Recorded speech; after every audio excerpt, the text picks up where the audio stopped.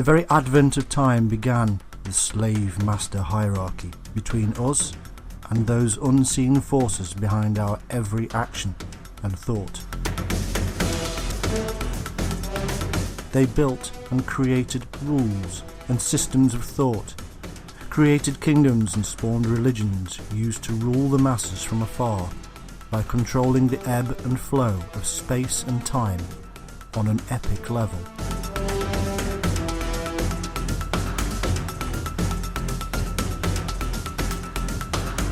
Under the guise of free will and individualism, the systems in place around us actually ensures that we have no choice but to comply and obey an underlying agenda that, at its core, is evil.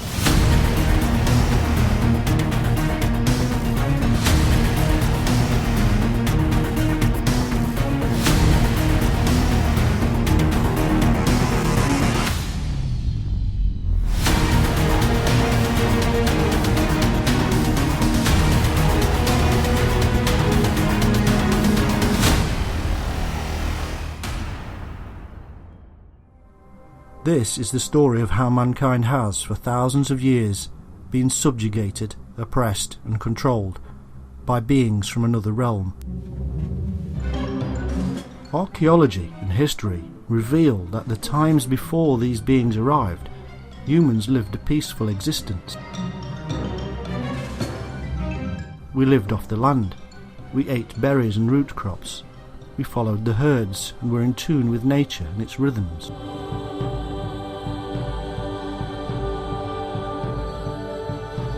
The beings arrived, and a divided mankind fought back.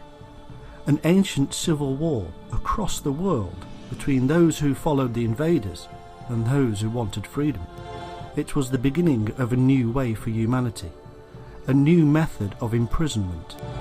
And now, thousands of years later, we are still under the spell. The creation of civilizations everywhere comes hand in hand with the stories of the arrival of beings from another world. It is said that in ancient times we called aliens angels because we did not know what they were. Today it is said we call them aliens because we know better. There is in fact no difference between them. Aliens and angels are the same thing. There are also thousands of artifacts left behind by our ancestors. These depict the actual aliens themselves and their shape-shifting nature. From rock paintings that are tens of thousands of years old to carvings and statues of later civilizations.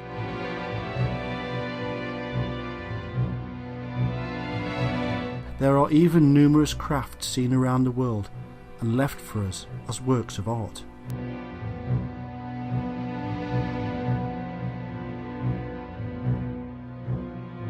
Strange faces, strange craft, humanoids with elongated serpent-like eyes, spacesuits, spaceships, depictions of planets with rings that could not have been known, weapons.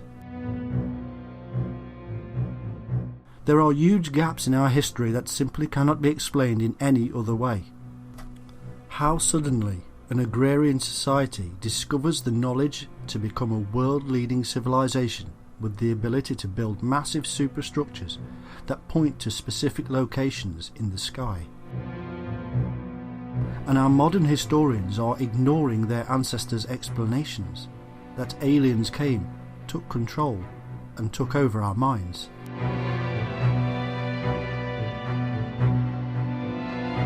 The fact is this: ancient artifacts across the world reveal non-human intelligent creatures at the hands of machines and weapons and superior to the ordinary human beings below them. Align the texts with the artifacts and add into this the altered state humans experience, and we have but one conclusion. We were invaded, and we are right now, to this very day, being controlled by descendants of the invaders.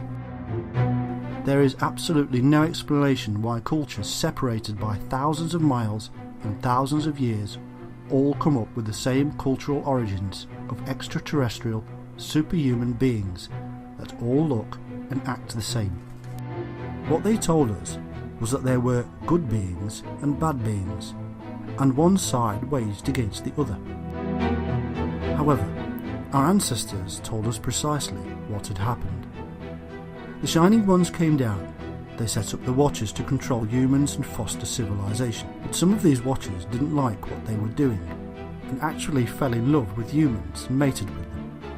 The Shining Ones declared war on these Watchers and tried to wipe them out.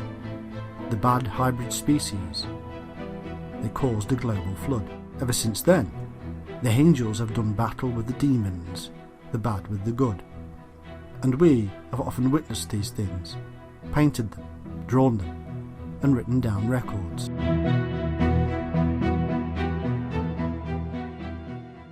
In Africa today, there are the remains of the oldest form of worship anywhere on the planet. It is a cave in the shape of a huge serpent. All around there are pieces of stone fashioned into thousands of small scales. This is the place of worship for the serpent. This is where man first came into contact with the aliens. The discovery of this one location surprised the world. Nobody expected original worship to be that of the serpent, and yet it is within every single religion. It is in all the myths of the world, and they all tell the same story.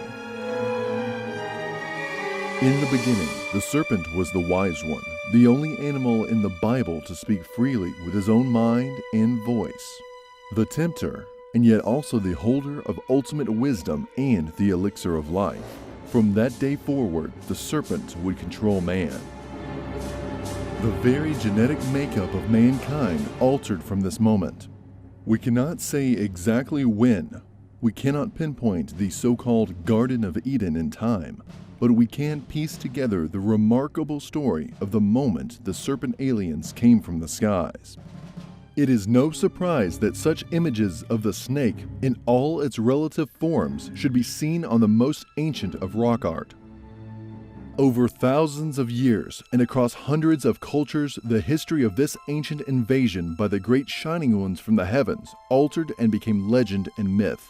But hidden in these stories is the real, literal truth of an invasion of planet Earth by beings so strange that we called them serpents. The great guardians of the Shining Ones, known as the Watchers, mated with human females and a hybrid bloodline was born. It became the bloodline of the rulers of our globe and was protected and kept secret.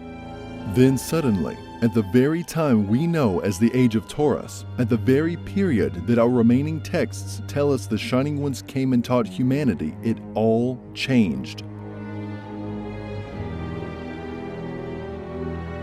Suddenly, civilization erupted.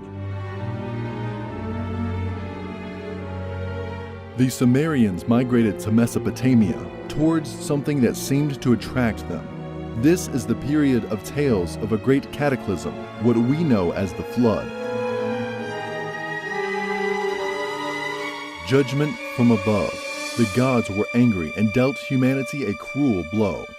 There is, in fact, a clue, a big clue, in the tales, and it reveals the origin of these serpent beliefs.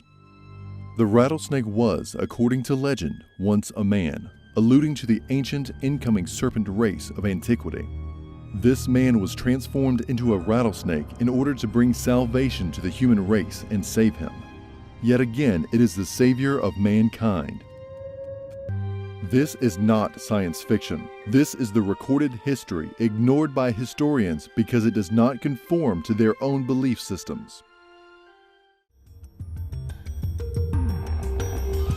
These paintings, figures, and objects much like the modern imagery of aliens and flying saucers.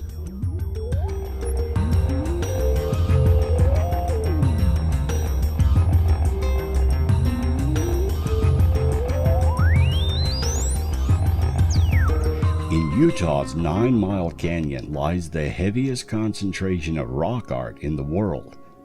These depict beings that appear to be not quite completely human. They can be seen next to a disc-shaped object. Other beings of a more human form are raising their hands to these beings near the object. Near Christina Lake, British Columbia, Canada, there is a picture of a white disc with black wings hovering over 4 human figures on their knees. There are lines coming from the top of the disc, which could be rays of light. Longer, more irregular lines come down from the bottom of the object. A rock painting at Cayuse Creek, Idaho, depicts what appears to be a cone-shaped rocket with smoke or flames trailing behind it. In the cone is a humanoid figure, apparently holding on to the inner walls. A pictograph near Kootenay Lake in British Columbia also shows an enclosed vehicle holding a single humanoid figure. It depicts what appear to be sections of the vehicle and 2 objects closely resembling retractable legs for landing. Numerous depictions of egg-shaped objects with wavy lines emanating from them have been found. These could be an effort to show the object in motion or some sort of light or heat. If this were to depict the sun, lines would typically be found all around the circumference of the circle. In these cases, they came only from the bottom side. Ancient astronaut proponents also believe that travelers from outer space built many of the structures on Earth, such as the Egyptian pyramids and the Moai stone heads of Easter Island, or aided humans in building them. Humans considered the technology of the aliens to be supernatural, and the aliens themselves as gods. Eric von Däniken has said in his Chariots of the Gods, these things were, in fact, forerunners of today's UFO phenomena.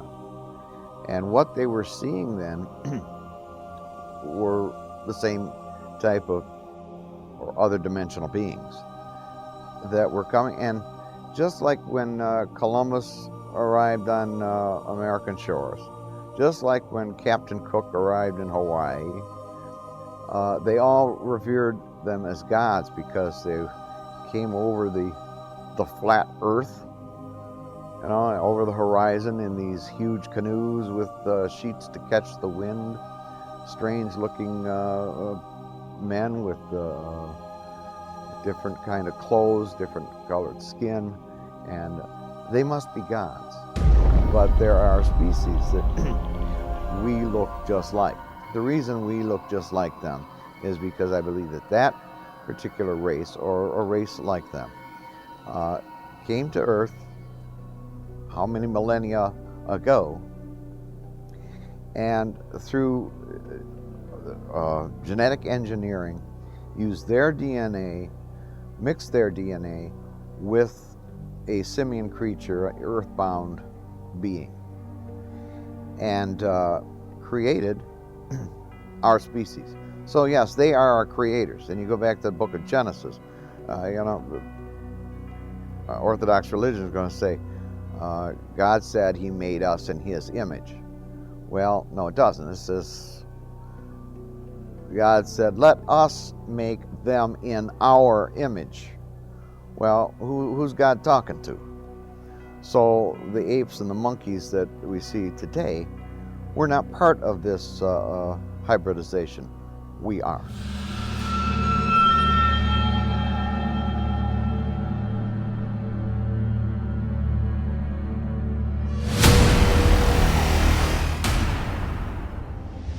Biblical UFO hypothesis tries to examine the connection between those anomalous aerial phenomenon that was witnessed 2,000, 4,000 years ago by Ezekiel, a wheel within a wheel, Moses, pillar of cloud, pillar of fire, chariots of fire. The Romans used to call them flying shields. The very book of Christians across the world, the Bible, is full of the serpent, and its inclusion is very interesting, for it reveals how the serpent was seen. The serpent worshippers of Moses' time and era were known as Hivites, derived from Hivia or serpent, the root of Eve. Hivites became Ophites, the early Christian Gnostic serpent worshippers who claimed affinity with the Christians in the 2nd century AD. Indeed, the very children of Israel intermarried with them and served their gods. In Islam, the snake is always seen as being closely associated with life. In fact, the word el-haya, meaning snake, is close to el-hayat, meaning the life-giving principle. The Prophet Muhammad is said to have spoken of the strange and powerful angelic beings known as jinn, from where we get genie, as being of three kinds, one of which was as a serpent. In Roman and Greek wall paintings, there are running spirals thought to be symbolic of the protective snake. Spirals and carvings of the serpent are seen all over the world, and it is always found to be in association with the serpent worship and strange and bizarre-looking alien-like creatures. There are hundreds more like it across the world, relating to the descent from serpent aliens. If we actually take a look at the very first texts from all religions, we actually discover that our ancestors were talking about beings that came from another place, another dimension. They reveal that beings descended, often with craft. They then took control of humanity, formed the first civilizations, taught us how to grow crops, science, languages, and more. They placed superhuman watchers over us to keep us in our place. We, in return, worshipped them and turned them into our gods. They had incredible weapons of light, chariots that flew through the sky, and they lived for very long periods of time. Why is it that we modern, scientific, practical humans believe in a so-called loving and jealous God? Because that is what they wanted us to believe. But the truth is that these ancient aliens, beings of light that are in fact our prison guards, and we are under their yoke. Religion was created for us to follow the lies. And what does religion do? It makes special super beings. The legendary histories tell us quite clearly that these invaders mated with chosen humans and created a special breed. This new breed became our kings and queens, and were themselves worshipped as gods. From Egypt to Mesopotamia, from Europe to the Far East, all kings were gods on earth. The only real authority these alien hybrids had was the superior power over mankind. The ability to beat, control, and manipulate our minds into submission. The message here is quite simple. The Watchers are a spiritual or otherworldly being with power from the gods to control us. They should be worshipped by us. In modern terms, beings from an alternate reality, a different phase of reality, have put themselves above us, created religions for us to join and worship within, and formed highly secretive cabals to foster their control. This is why we humans are constantly manipulated to battle and hate each other. We are creating food for the demons of the other world, and we must stop.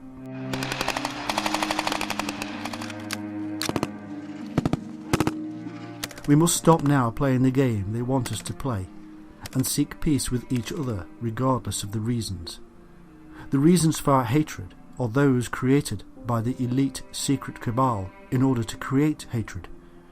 Hatred of one religion or another is a prime example. There are no religions. They are created. They are imaginary. The differences between humans and their religions is a farce, and yet it has been used to foster huge hatred energy.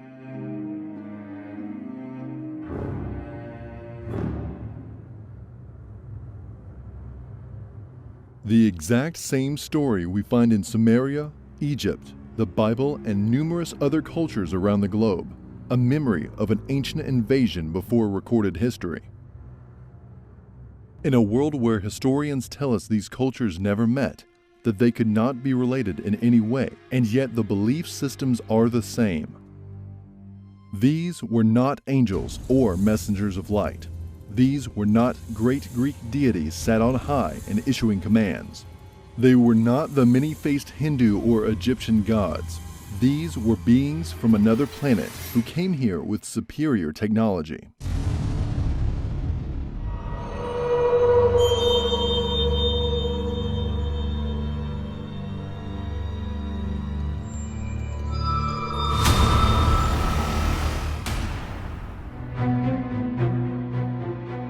Beings from another reality. Super weapons, superpowers, the ability to change shape, the serpentine reptilian appearance, the creation of civilization, the teaching of humanity, the erection of huge structures, the sudden knowledge of mankind, the forming of religions with deities and divine beings, and the forming of a line of special hybrid kings and queens.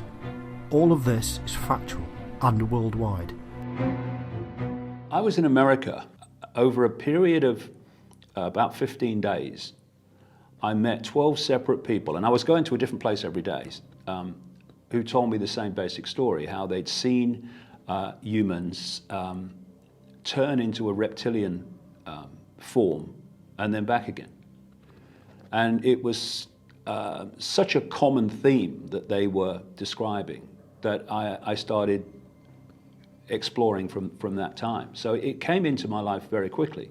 I was meeting someone, actually not very far from here, who had been married to a Satanist who had been the warden for Burnham Beaches.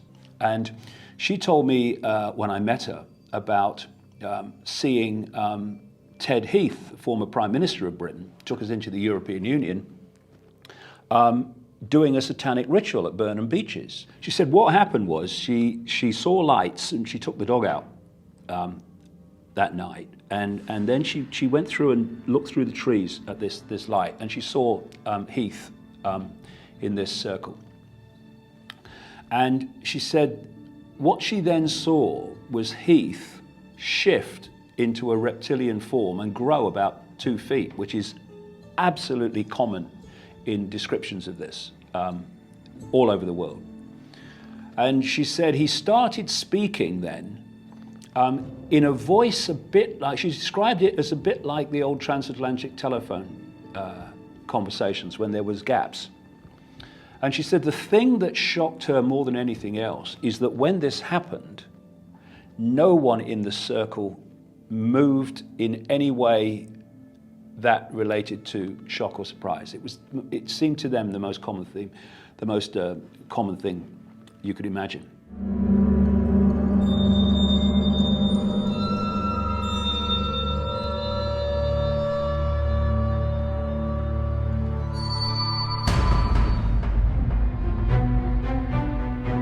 The fact is that humans have been abducted for thousands of years, ever since the arrival of the reptilians.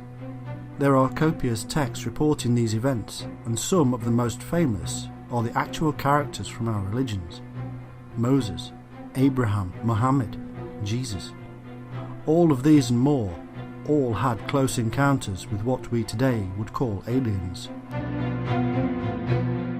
In 1961, Betty Hill, along with her husband Barney, were abducted from a roadside in New Hampshire.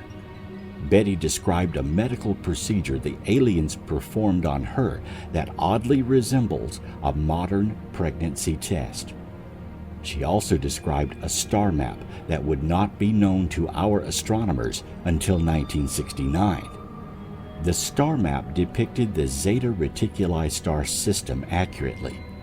The pregnancy test given to her by the aliens would not be developed by modern doctors until years later.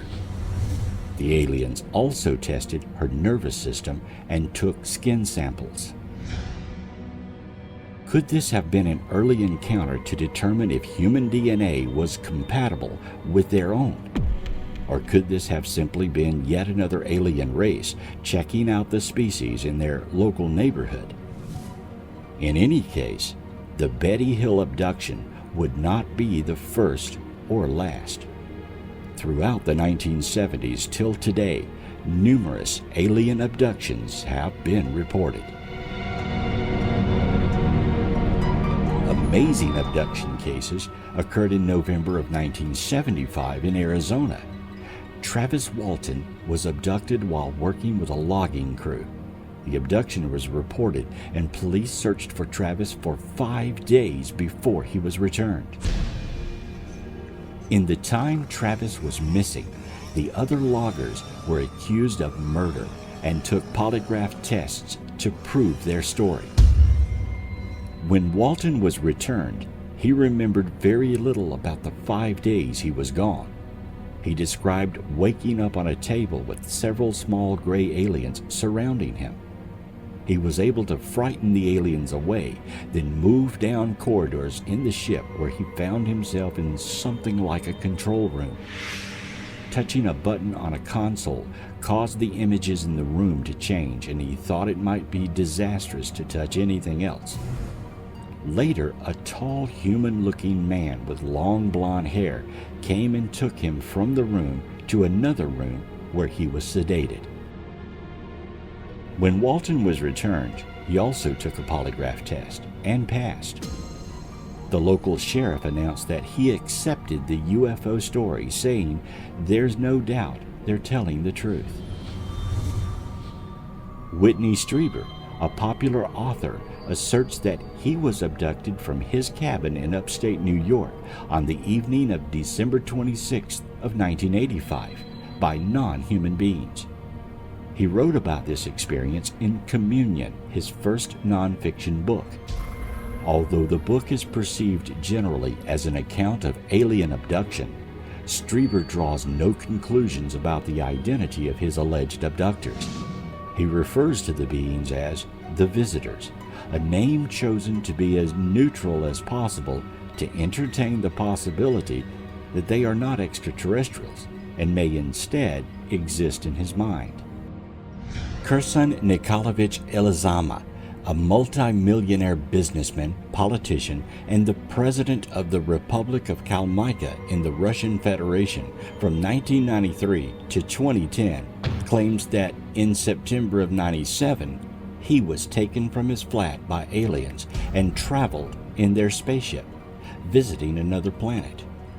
He claims 3 of his staff searched his flat during this time, failing to find him, and could not explain how he then reappeared in his bedroom an hour later. And our whole family was going to bed, 11 o'clock, and I looked out the window of my bedroom, and I saw this green shimmering light in the sky, and billowing clouds, a small point in the sky, maybe 500, tops 1,000 feet in the air.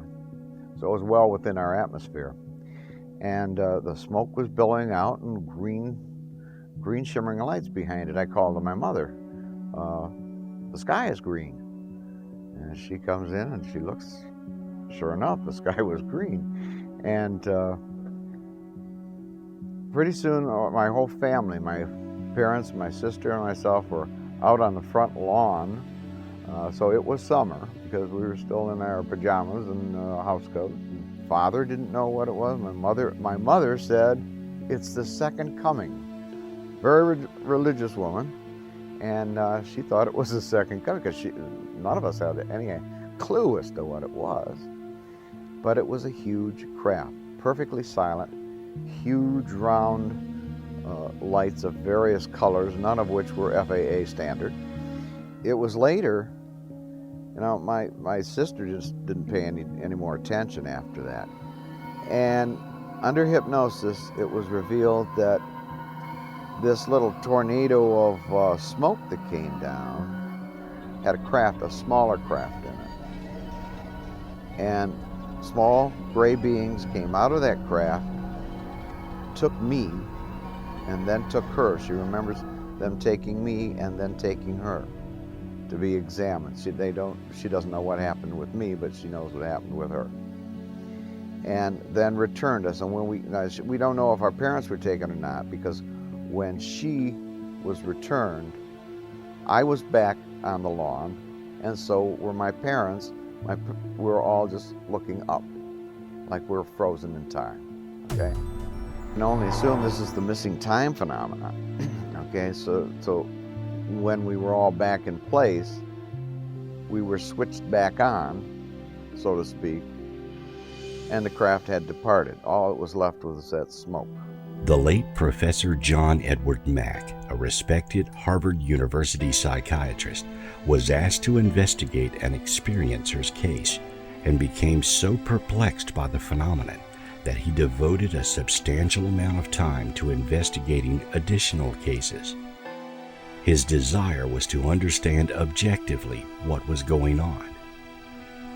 Professor Mack eventually concluded that the only phenomenon in psychiatry that adequately explained the patient's symptoms in several of the most compelling cases was post-traumatic stress disorder.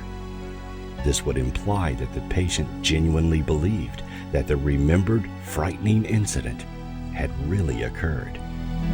These people have been examined by myself. They've been tested psychologically. They are of above average intelligence. They are of sound mind. They've been shown as of superior mental functioning by the testers. So there is not indication of any kind of psychiatric condition that can account for this that I've been able to find. In fact, when one abductee hears the story of another abductee, they react with shock because they don't want to believe it's true.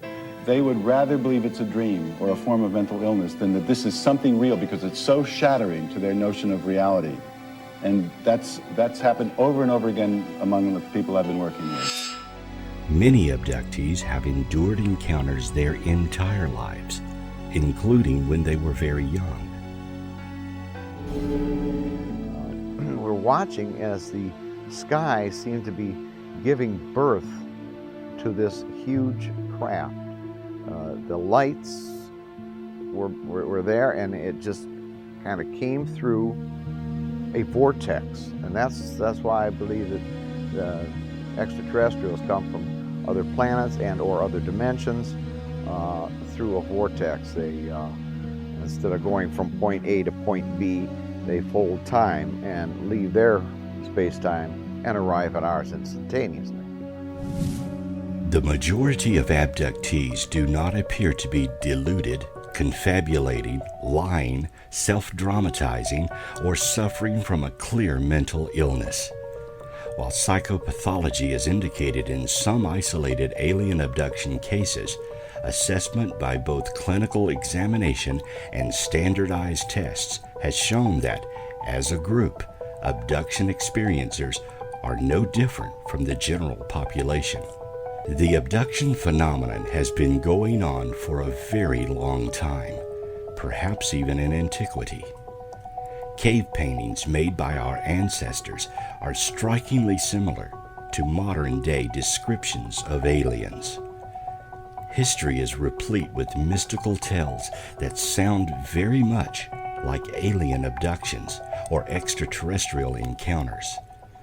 Such tales are often found in our holy texts. For example, the Bible contains many stories that could be interpreted as alien encounters. I woke up and saw a big black hole hanging above my head in the bed.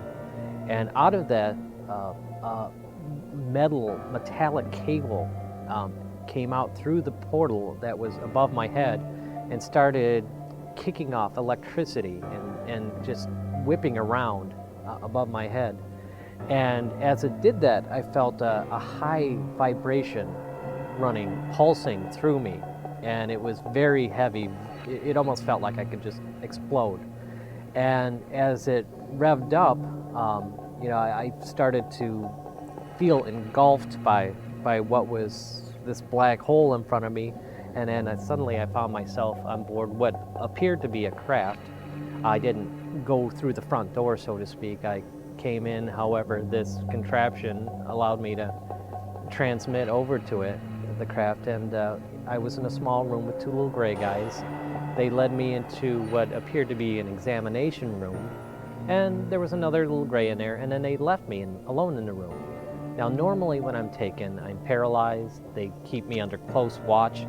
But I'm like, well, this is strange. They just kind of left me alone here in this room, and, they don't seem to care that I'm here, so I'm gonna see what's in that door there. So I walked off and I exited a door from the room, walked down a hallway, and I looked back and they were following me. It seemed like they very quickly realized I left the room, but just wanted to see what I would do.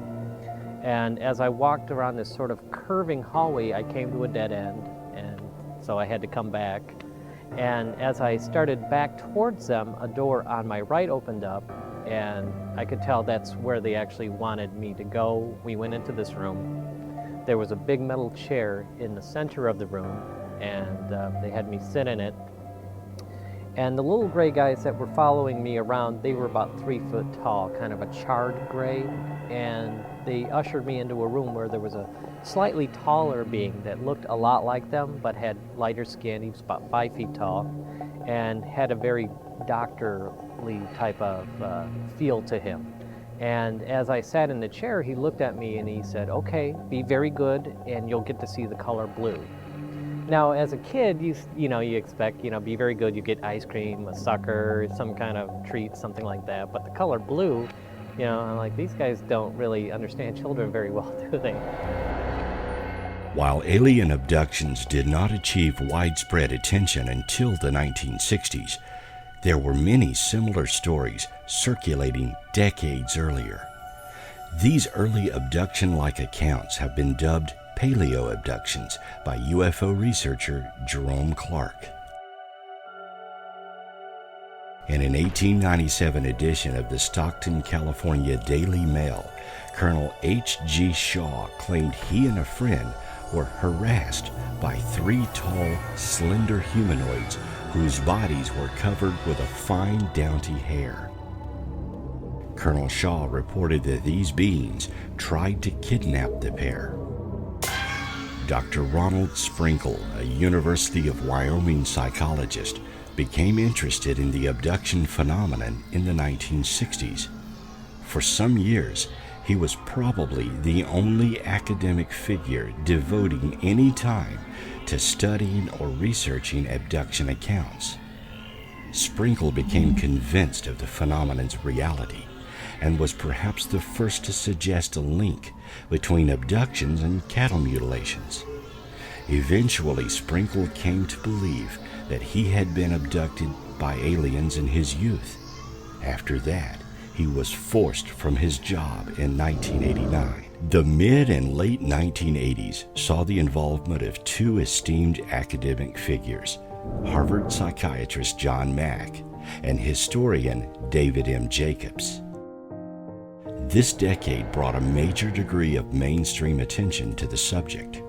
Works by Bud Hopkins, Whitney Strieber, David M. Jacobs, and John Edward Mack presented alien abduction as a genuine phenomenon. Jacobs and Hopkins argued that alien abduction was far more common than earlier suspected. They estimated that tens of thousands of North Americans had been taken by unexplained beings. Furthermore, Jacobs and Hopkins believed that there was an elaborate scheme underway, that the aliens were attempting to create human-alien hybrids. Dr. David Jacobs, author of The Threat, says, "The entire abduction event is precisely orchestrated. All of the procedures are predetermined. There is no standing around and deciding what to do next. The beings are task-oriented, and there's no indication whatsoever that they've been able to find of any aspect of their lives outside of performing the abduction procedures."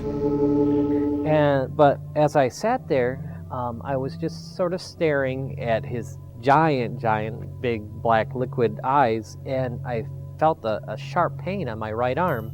And when I looked down, I saw there was a cut across my arm. And then I saw it heal right before my eyes, right when I was looking at it. I don't know what caused the cut. I didn't actually see a scalpel or a laser or any type of device cutting it. I just saw, felt the pain, and I saw the cut, and then I looked and I saw it heal up into a scar. And I looked back at the being, and suddenly his black eyes turned a bright backlit blue, very bright blue, like he had these lights almost right from his head. And it was very bizarre, but at the same time, it was beautiful. His eyes were such a wonderful, deep, lustrous, cerulean blue, and it was very tranquilizing. It was very calming. It was peaceful. It was wonderful. And I just lost myself in these eyes. And then I woke up in bed the next day, and I had the scar there, and I still have the scar. In fact, later that same day, the story wasn't over yet. I was playing in the backyard with a friend of mine, 6-year-old from a few doors down, and this mist rolled into the backyard, and there was a little gray guy in it, and he just came to check up on me, make sure I was fine, and it only took a second for him to figure out I was, and then the mist and the little gray guy just continued on through the backyard of the next door neighbors and kept going. My friend didn't even seem aware that there was anything in the mist. We definitely both saw the mist, but only I saw the little guy. And then, that was probably about the end of that one, but I still have the scar.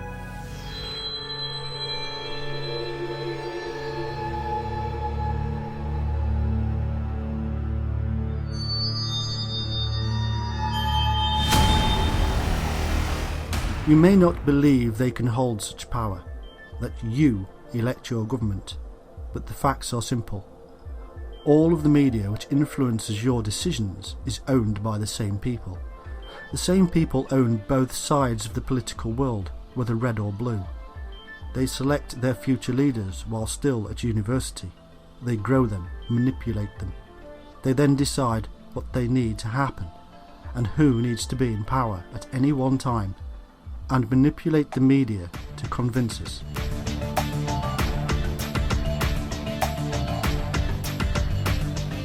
Ever watched the news and screamed at it because you know that they are not telling you the whole truth? Why are we being so calm about immigration, you may shout? Why are we not invading the Middle East and stopping all the nonsense? Why do we let China get away with massive human rights crimes? The list is endless, but the answer is the same. The news channels are controlled by the elite.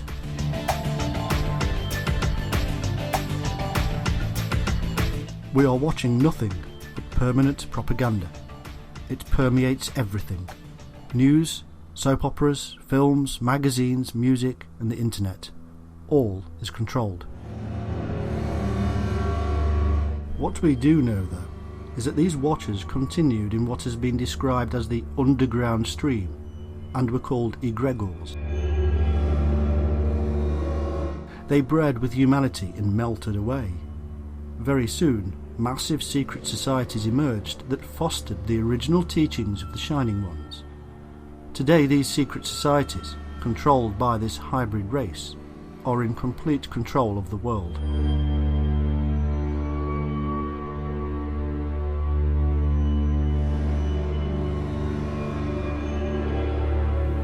Propitious with the descent of the Paraclete sent by Christ, in addition to the assistance rendered by the attachment on the side of the initiator with the egregor, protector of the secret chain.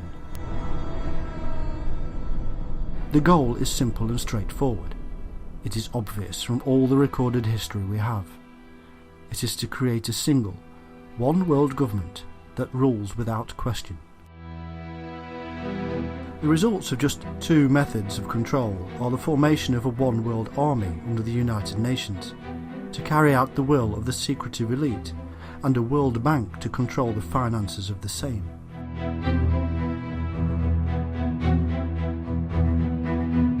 Such power is wielded here that nobody dare rise against it. And all along, the same families are behind the entire scheme.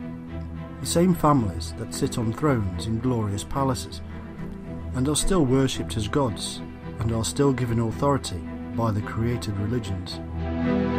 The Queen of England and the Commonwealth is just one example. Her bloodline can be traced back thousands of years to the very original times of the Watchers and Shining Ones.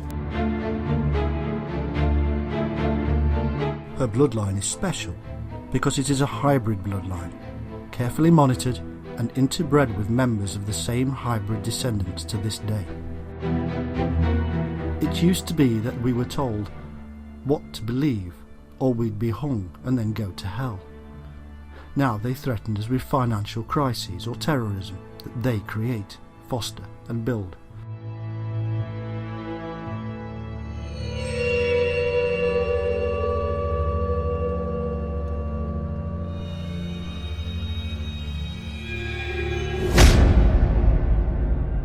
From the moment we are born on this planet we call Earth, we are under the yoke of an invisible, superior race.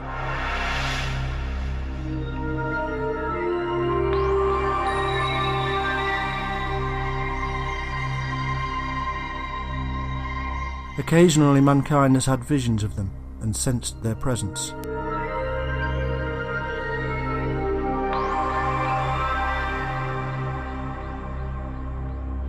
We have given names to these fleeting transcendental blips in the reality of human consciousness.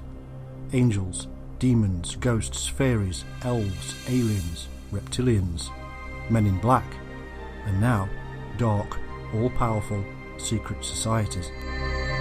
But these are not necessarily beings from another planet, but from another dimension. There is a science behind their existence, and the secret lies within the waveform. Over the millennia, these beings have stepped in and out of what we call reality, and manipulated our lives.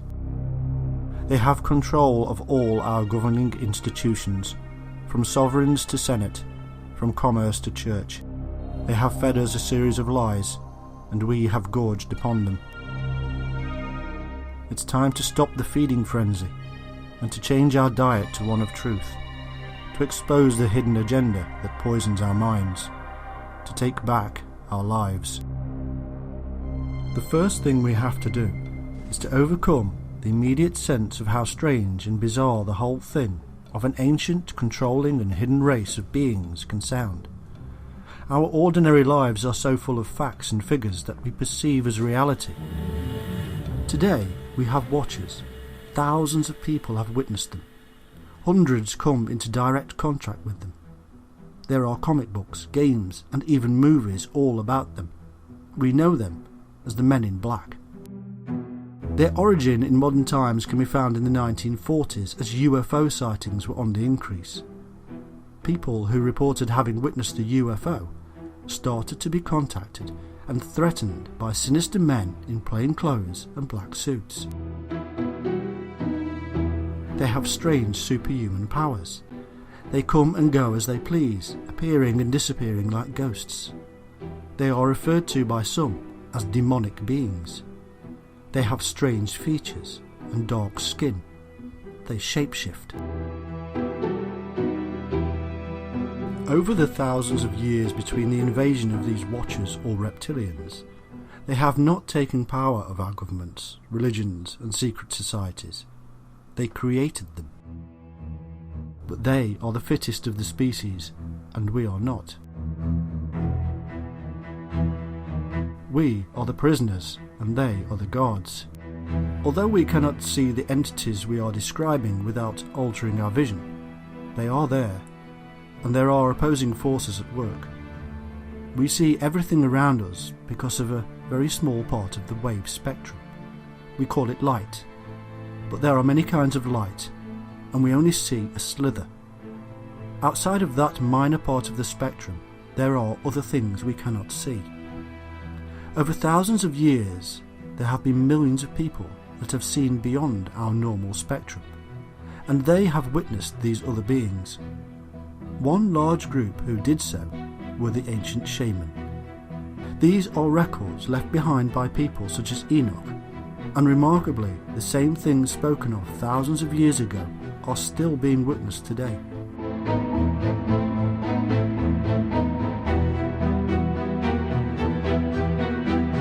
Benevolent beings saving humans from disaster, battles in the sky, a war between those that would control us and those that would set us free.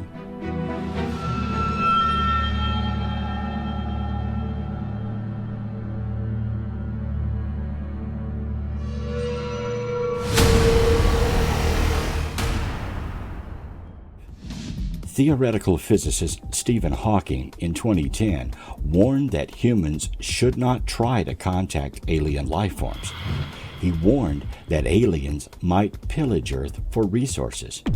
If aliens visit us, the outcome would be much as when Columbus landed in America, which didn't turn out well for the Native Americans. Even the President of the United States alluded to the alien presence in an interview with late-night talk host Jimmy Kimmel. On the show, Obama stated, "The aliens won't let it happen. You'd reveal all their secrets, and they exercise strict control over us." Obama said, "I can't reveal anything." When Kimmel pressed Obama, telling him how President Clinton claimed to have looked into the government files on UFOs and found nothing, Obama replied, "Well, you know, that's what we're instructed to say." Throughout the short minute-and-a-half UFO-related dialogue between Kimmel and Obama, both were smiling and laughing almost the entire time, giving the impression that everything said by the president was strictly humorous. Was this just a joke, or a veiled attempt to release information the president is restricted to talk about? On the same show, President Clinton had also admitted that he believes in alien life. He stated that if he did know about aliens on Earth, he would tell the world, and that if we were visited, that he would not be surprised. He went on to say, "Think about how all the differences among people on Earth would seem small if we felt threatened by a space invader." The idea is that the aliens either can't reproduce or want to create a slave race to do their bidding. The Earth itself is unique for two reasons. It has an abundance of liquid water. Most planets are either frozen or complete deserts. And the Earth contains life. There is a multitude of plant and animal life all over our planet. These two things make us unique and would be very appetizing to another biological life form. Phil Snyder, a former government geologist and engineer with over 17 years of experience in black projects, is one of the most important whistleblowers in modern history. He is a geologist, structural engineer, and metallurgist that's worked on building deep underground military bases. He spent more than 17 years with U.S. government black projects, carrying a level 3 security clearance at secret bases such as Area 51, S4, and Los Alamos. Snyder claimed there are 131 active underground bases in the United States, with approximately 1,477 worldwide. He says magneto-levitron trains connect all the bases within the continental U.S. in a vast subterranean transport system. According to Snyder, the U.S. government signed an agreement in 1954 with extraterrestrials, granting them the right to experiment on humans and cattle in exchange for technology. This agreement was known as the Grenada Treaty, and it is a well-documented event. The original terms for this treaty were that only a small number of humans would be abducted. They had to be returned to their original locations, and their memories had to be wiped. The aliens were supposed to submit a list of the individuals they were taking to Majestic 12, a government overseeing committee. However, after a few years of this, it became clear that the aliens were taking far more humans than they had originally bargained for, which spawned the origins of the alien-human conflict that persists to this day.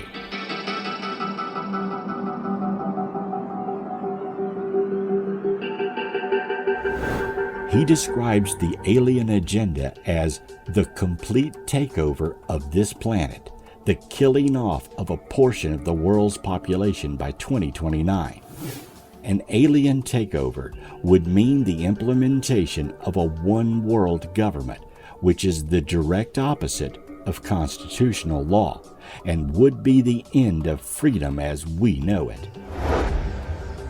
Schneider claims some of the alien races here on Earth actually eat people and use the glandular secretions of animals and humans for mixtures of the vitamins for their food and can actually get high from our adrenaline. According to Schneider, there are more than 100,000 missing children totally unaccountable for from FBI archives in the U.S. alone. He believes that many of them are held captive underground and summarily done away with. In some cases, they are literally eaten.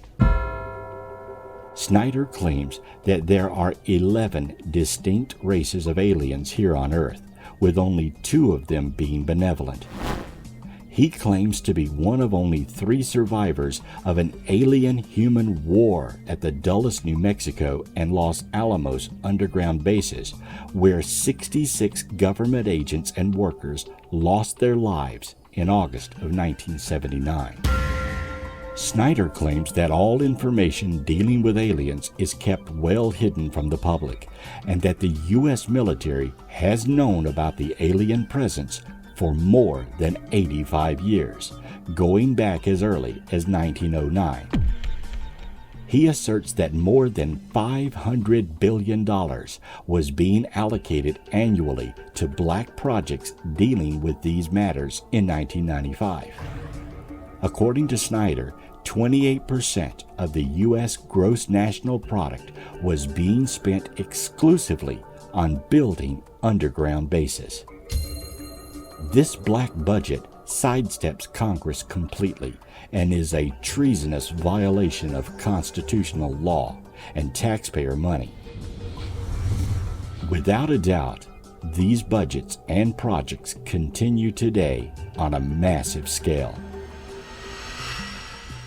Schneider gave a talk in 1995 where he made explosive claims about government cover-ups, black budget projects, UFOs, and government military collaboration with aliens in deep underground bases. Less than 6 months after giving his talk, he was found dead in his apartment with piano wire still wrapped around his neck in what appears to be a military-style execution.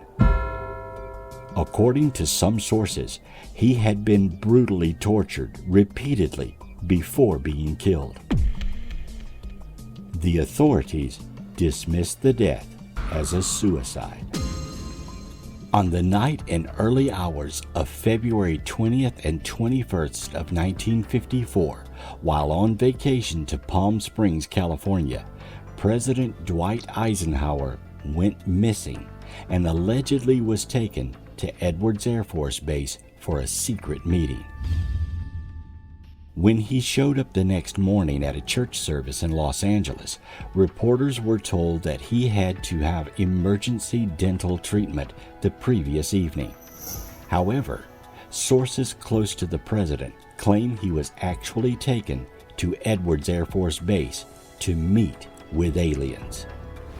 According to whistleblowers, the president first met with Nordic-type aliens that he later determined were unable to share technology. Then he met with the Greys and signed the Greada Treaty, allowing the Greys to take a few humans and cattle in exchange for technology. As I'm actively involved in the local MUFON chapter in Michigan, we get currently about 200 sightings a year just in Michigan. And that is enough to fill your plate several times over with UFO cases. So to me, it's almost at a point where I don't care what the government knows and what they're hiding. I've got an embarrassment of riches here with the number of UFO cases coming into our local chapter. I don't need them to try to hide anything, because it's all, just flowing freely now. People are talking about what's happening to them openly. Though throughout the history of UFO studies, countless cases have occurred that do indeed present physical evidence, many are not aware of this, or the facts of a case are simply ignored. Details in each case often are the proof an encounter happened. One common assertion by alien abductees is that they are tagged with alien implants when taken. Alien implants is a term used in ufology to describe a physical object placed in someone's body after they have been abducted by aliens. California podiatrist Dr. Roger Lear claims to have removed alien implants from patients. Alien implants is a term used in ufology to describe a physical object placed in someone's body after they have been abducted by aliens. Claimed abilities of the implants range from telepresence, mind control, and biotelemetry, the way we tag wild animals for study. As with UFO subjects in general, the idea of alien implants has seen very little attention from mainstream scientists. We found in several cases that they put out an electromagnetic field measurable on a Gauss meter of about 6 milligauss. And if anybody's into electronics or radio, you'll know that's a pretty strong magnetic field. When they're taken out of the body, they don't do anything. Also on an instrument called a trimeter, we get a mid-range reading on a combined scale, electrical scale, and magnetic scale. And that's also a pretty strong reading. We have an electrical engineer that we've used, and he has designed a special probe that's connected with an oscilloscope so we can read the waves and see what it looks like. And he says there's a good indication that there's something going in and there's something coming out. So obviously these objects are in communication with somebody at some distance. I find that the best cases are cases where people are coming forward after 20, 30, and 40 years. Finally coming forward with these cases where they had lived at the time in Michigan and saw this, had a very close encounter, like myself, like my family, with a UFO. Not just a light in the sky, but a close encounter where it's a couple hundred feet away and you can see it's perfectly silent. It has no visible sign of propulsion, has no wings, has no rotors, makes no sound. What is it? And then it hovers, shoots off. What do we have that would cancel out the inertia to where the pilot would not be a grease spot on the wall when it takes off, you see?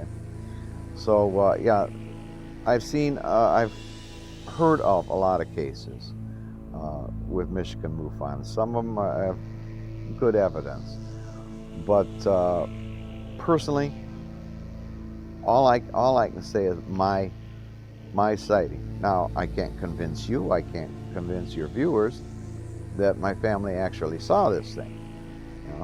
But what would be my motivation? I've written 3 books.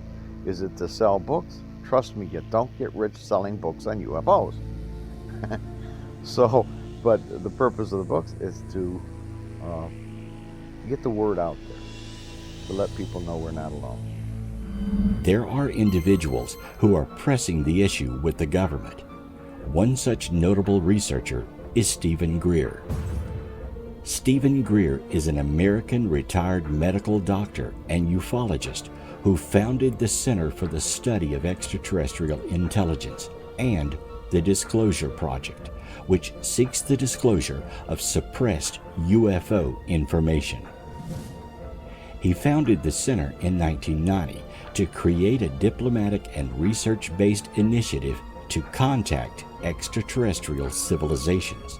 The Disclosure Project was founded in an effort to grant amnesty to government whistleblowers willing to violate their security oath by sharing insider knowledge about UFOs. Greer says he gave a briefing to CIA Director James Woolsey that same year. In May 2001, Greer held a press conference at the National Press Club in Washington, D.C. that featured 20 retired Air Force, Federal Aviation Administration, and intelligence officers. Greer has gathered 120 hours of testimony from civilians and various government and military officials on the topic of UFOs, including astronaut Gordon Cooper and a brigadier general. Subconsciously, the human mind is being made familiar with something that if it wasn't made familiar with subconsciously in this way, when it is revealed, people would be in a massive, massive state of shock, whereas they're bringing it in slowly. So what they're doing is that on one level, they are preparing people to be familiar with and therefore be far more likely to accept without resistance the very Orwellian society that's being brought in by these reptilian hybrid bloodlines, because this archontic force has been working to manipulate human society over these, what we call in our version of time, thousands of years, to reach this point where they can take the whole thing over. And turn humans into a slave race. Now, this is interesting, given what I've talked about, in terms of this archontic reptilian force cannot create itself. It has to piggyback that which is already created. It cannot create the Orwellian society. It has to manipulate us to do it.